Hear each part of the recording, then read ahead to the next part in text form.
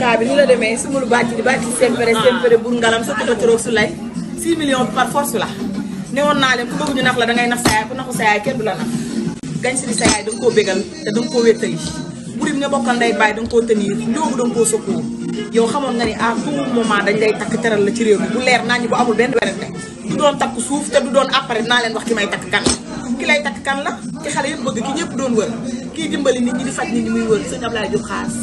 kon madame Diop xaas loola saf ci réew mi heure ménage bi par force la yow waroon ngaa xam 2020 bi doo ko génn te takkuñu la teraluñ la parce que nag kaay yàlla du jël jëfi Sali Thiam di ko fay Nabou Diop déedéet li Soumboulou jëf rek la koy fay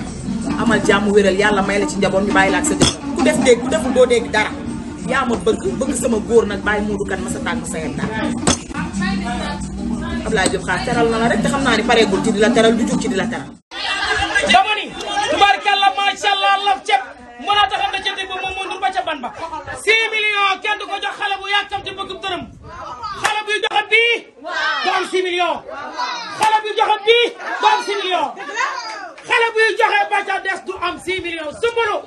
félicitations c'est le